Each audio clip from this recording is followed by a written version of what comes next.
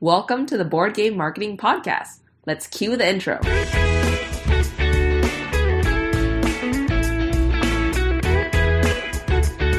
This is the #1 podcast to learn marketing strategies for your board game. Whether you're just starting on your first game or an experienced designer, you've come to the right place. My name is Na Lin, and let's talk marketing for your game.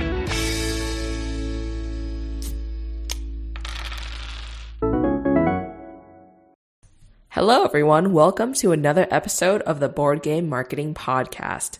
In this podcast, I interview creators who have successfully funded their ideas on Kickstarter to learn more about their journey to launch and help you formulate your own plan.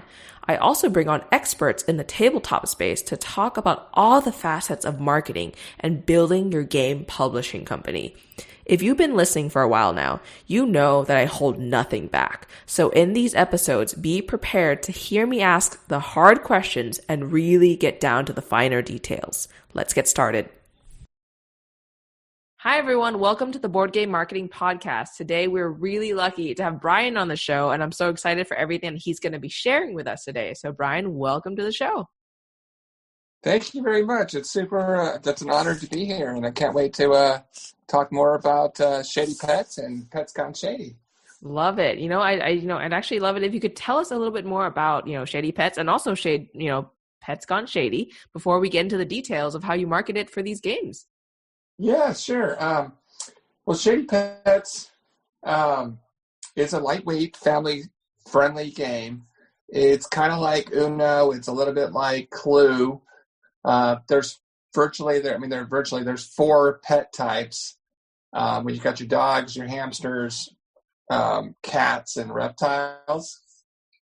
And when you start the game, you hide one of the cards from each group, and the goal is to try to find the lost pets, and you get points for solving the pets. So it's a fun game. Takes 20 to 30 minutes to play, and does come with an optional accessory called the Throw Octopus, which you can throw at your opponents when you get the octopus card. So we did the game on Kickstarter last year in October, and then we wanted to do a follow-up, or series 2 to the game called Pets Gone Shady. And we did that game on Kickstarter September 22nd of this year, and it ran for about 3 weeks.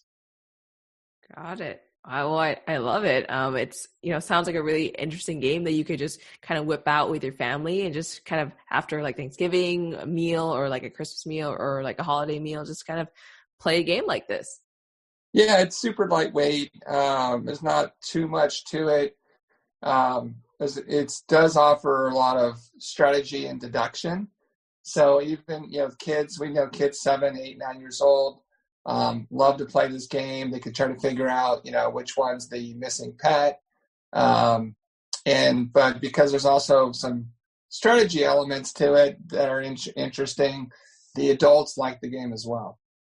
Got it. So with this said, you have a game that appeals to both younger people and also adults. Like what did you do to market the game? And because they're just very different groups of people.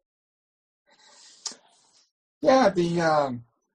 So when I first started Shady Pets, I had a lot of background in marketing. So I'd done a lot of Facebook advertising, and had tried other types of advertising type things. I tried a little bit of Twitter and tried a little bit of Pinterest and some of these other ones, and it really just came back to Facebook. It was just such a heavyweight in the fact that the portal, the advertising portal was really easy to use, and I could create tracking mechanisms pretty easily. So when you do your advertising, you can get a cost per lead kind of metric. So I experimented with a lot of different campaigns within Facebook, and a lot of the campaigns really has to do with your audience profiles. So you create lots of profiles, and initially I was driving people to my website and just have them fill out a form, and I was tracking those as leads. And then I started experimenting with the Facebook leads, which was a much more cost-effective way to generate the leads. But what I didn't know was how these actually going to convert. Was a Facebook lead going to convert at half the rate of a website lead? So they were kind of, when you're doing it for the first time, you're just totally flying blind as to what's going to work, and you kind of have to hedge your bet. So you do a bunch of leads this way and a bunch of leads that way and a whole bunch of leads the other way, and then you run the Facebook. And what I did is I started experimenting with collecting phone number, email address, and then first name, last name. So I added the phone number, and a lot of people I think are really weary. What are you going to do with the phone number? No, people won't give you that information. So I just wanted to see how many people would give me the phone number versus just the email address, which I think is more common. Is kind of more polite way to collect a lead is just get the email address. But I found out that the cost to acquire a lead with a phone number was just a minor number higher than just collecting email addresses. So I could collect more information. And then I had experience working with a text company called Simple Texting. Pretty good service, totally recommend it, because you can feed leads straight from Facebook through Zapier right into Simple Texting. And you can create an autoresponder, so it sends them an auto text right away. It says, thank you for your interest in the game. We'll notify you when the game launches on Kickstarter. And then you start building your text message database. So you can email them a few days before the Kickstarter, and then you can put it right on the launch. So you can track the conversion rates.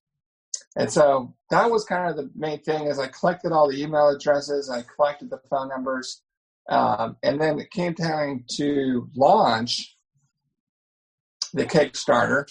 I had to make sure I tracked everything through the Kickstarter link. So kind of unfortunate that they don't release those links until you actually launch your game. So you can't set everything up. So like when you first launch, like that first half hour, you're frantically building these links within the Kickstarter, and then attaching them to all your different marketing vehicles. So your Facebook, your own Facebook page and your ads, all your email links, all the link and the text message, and then you blast everything out and see what works. So that was kind of how I generated a lot of different leads and pushed them into Facebook. To Kickstarter, so I could generate the backers from that.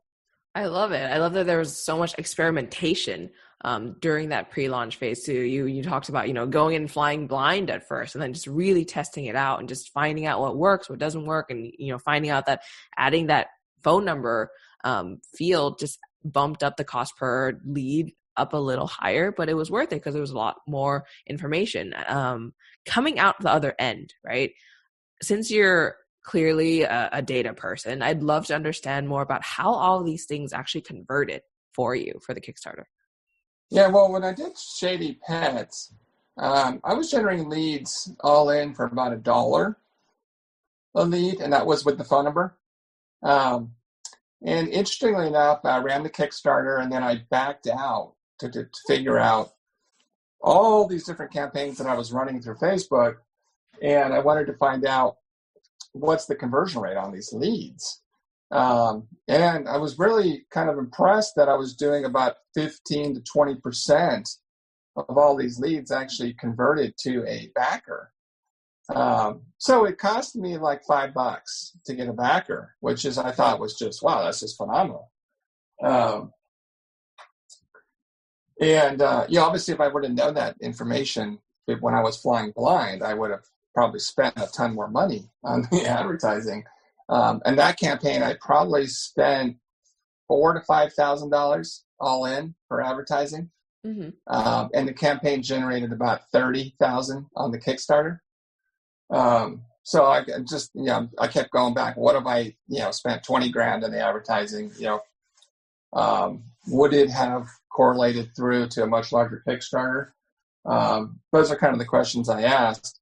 Unfortunately, with Pets Gone Shady, it was a series 2, so it was very similar to the first game, and I think a lot of people didn't quite get it as far as the differences that were in the series 2 game. At the same time, I was advertising for Shady Pets on Amazon, so there's a lot of conflict of messages too. So what happened was my initial model for generating leads was kind of upended a little bit, and it cost me about $2.25 to generate a lead for the second Kickstarter. So it was, 2.25, times greater. So now it's costing me like $10 to $12 for a backer, and for for the lightweight game that I was, it definitely wasn't as profitable to generate leads at that level. So the key takeaway is just be super diligent to your cost per lead, and ideally, the conversion rates on those particular lead types is really important as well. Got it. And I don't know if it was, the thing about that is like, why did it cost so much more to generate leads the second time around? And, you can kind of guess. You're kind of in COVID, you've got the election was right there. The cost of media is probably greater because there's so much more advertising going on during that period. So I don't know if it was just a bad period to kind of launch Kickstarter because media costs are much higher. And there's all these theories of, why, but, it kind of is what it is. Second time through, it's just much harder to generate leads. Got it. And before we get into kind of like that audience building part of Facebook that you talked about, that was really important, I wanted to also touch on the texting part of it. Did texting people convert into backers? Well, it was real important to create all those Kickstarter tracking links so I could see where the backers are coming from. By far and away, all my, 60, 70% of my backers came from those text messages. So, I did all the emailing, all my emailing, text messaging, everything. People click the little short link you put in the text message, which then forwards to your Kickstarter page. And I would say 65, 70% of all my backers came from text message links. And what I know as far as typical response rates are that text messaging ads convert 5 times better than emails. So that's why I was so attracted to collecting the phone number, because you're going to get a much higher response rate on the text messaging ads as you would an email ads. Wow. Can you talk more about those text messaging ads? Well, the ads themselves are just pretty simple. You only have, you only have a very small space. So to me, the ad itself was like, there's some like announcement, Pets Gone Shady is now available on Kickstarter at 50% off. I had like a little promotion, and then click here, and then that's it. And then I would have I probably would start out and say, Pets Gone Shady will be live on Kickstarter in 3 days. So I did like a 2 to 3 day kind of a first message. And then once I launched, then I would have the link that goes right to the Kickstarter. And then I did a last one on with 24 hours left. I did a final text blast. And that did really good. I raised $2,000 to $3,000 in the last day, mainly due to the text messages. Wow, that's really incredible. Just the power of text messaging. You mentioned 65 to 70% of your backers came from that, which is a huge number. Yeah, it's super responsive. People with email, a lot of it gets lost in delivery. There's just so many algorithms out there trying to cut down on spam. So a lot of your people may not even get the email announcement. It's one of those things. Plus you get lost, with 50, 60 other emails that may be coming through to that person on the same day. Your message gets lost. With a text message, you get a message that they read right there. It's just you, it's a text message, and they react to it. So it isn't like they can just think about it and file away, or even if they even see the message. So, I mean, the deliverability and readability is five times higher, which explains why you get 5 times more response rate on text messaging as opposed to email. Oh, yeah. And from here, could people kind of respond to the message and talk directly to you, or like how did that kind of work? Yeah, simple texting. Some of you guys, should look up or create a link to it. It's a great service because they do have a 2-way text messaging portal. So you create a list, you create your message, you could send it to the list. And anytime you get a response, if someone, they can select stop, obviously not receive any more messages, or they can ask you a question, or they can say something, and all of those messages will pop up on the portal. And then you can just type in using the portal and respond to them right away. So you don't have to use your phone or anything. It's all through the platform. You do all your communications just on your keyboard on your computer, and you just write back and send it back to them. That's incredible. That's kind of like the new frontier of marketing, eh? Yeah, I mean, it's been around a long time. I think people are a little bit nervous about using it, but it works really well.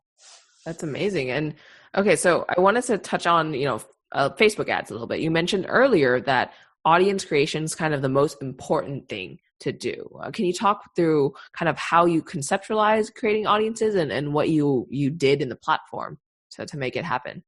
Yeah, I mean, there's 2 ways to approach it. Because one, you can use the audiences that Facebook, generally has. You have like board games, and you have card games, and you've got names of certain types of games. My game is similar to Exploding Kittens. So they have an audience on there, so I could put Exploding Kittens on the audience. And you can select your age range. I mean, if you're targeting, a certain demographic profile, you can put that all in there into your audience.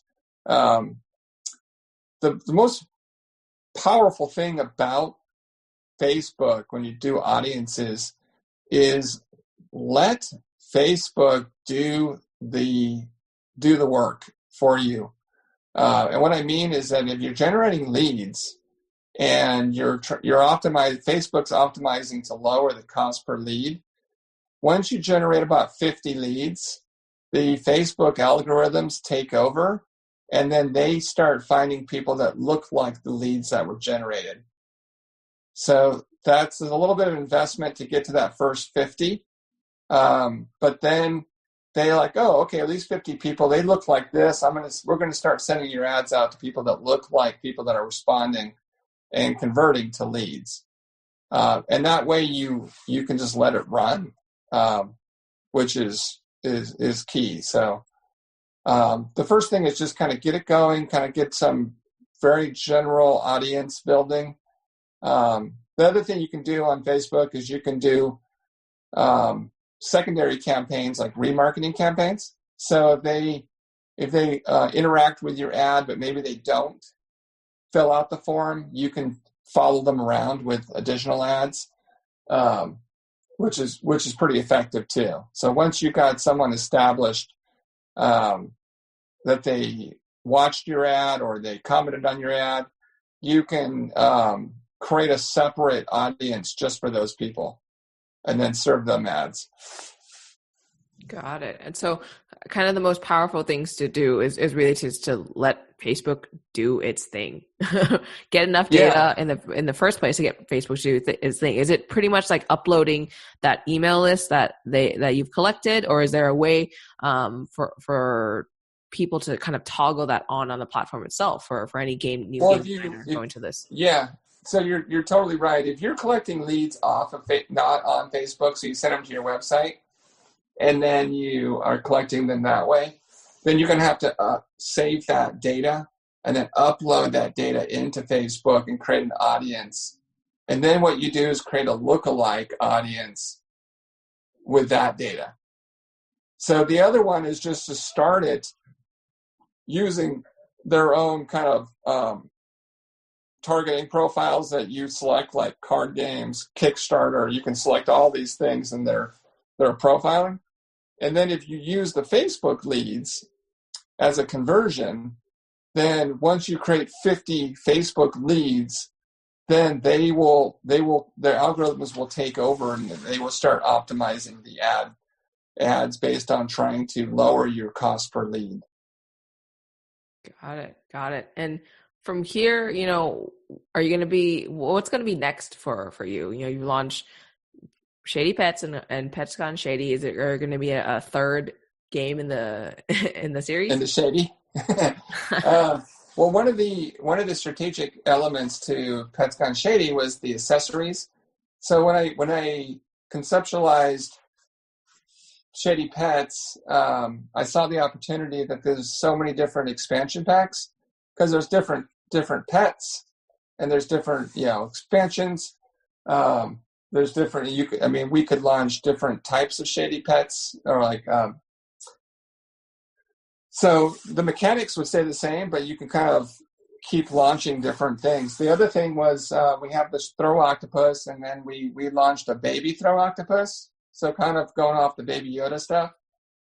So that's super popular. People were ordering, and they still are ordering right now, the baby throw octopus.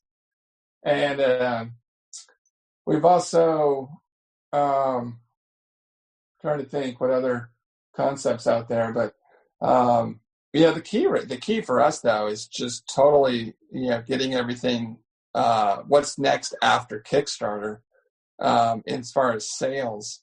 So instead of trying to focus on new products, which eventually will be important, focus on selling the products like through Amazon.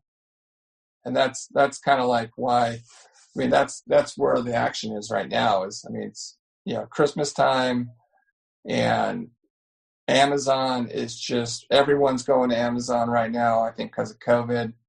And it's just a huge opportunity to sell games on Amazon. Got it. And are there any other channels that you're exploring too for post-campaign kind of sales and marketing, or is it mostly Amazon?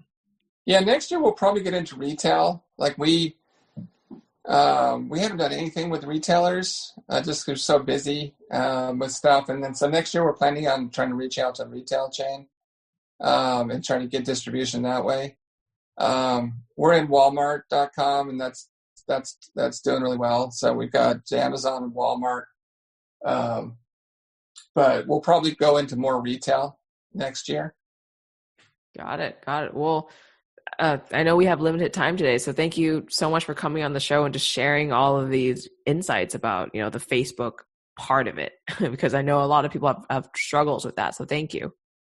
Yeah, sure. If, anybody wants to reach out to me and has any additional follow-up questions, I'm sure they could ask you. You're pretty knowledgeable about all this. So if they want to ask me direct too, I'm more than happy to answer any questions they may have. Perfect. And if they want a copy of the game, where should they go? Well, you can get Shady Pets on Amazon, or you can get it on our website, shadypets.com. You can get the Pets Gone Shady Kickstarter. It's in the late pledge phase, and we're actually in production right now, and that will probably be shipping mid-January. So you can still get in on a late pledge and get part of that shipment. So you can get linked to that from either the Kickstarter page or our website, shadypets.com. Perfect. Well, thank you so much for your time, Brian. Yeah, thanks. And that wraps up our episode today. If you found what we talked about today helpful in any way, please be sure to leave a review to help others find this podcast. And most importantly, if you're feeling that fire and you're ready to get started on your Kickstarter campaign, be sure to head to the show notes of the podcast. I've linked some of my resources that others have used to successfully launch and get funded. Thanks for listening to this episode of the Board Game Marketing Podcast. For daily tips and advice, find us in the Board Game Marketing group on Facebook. See you next week.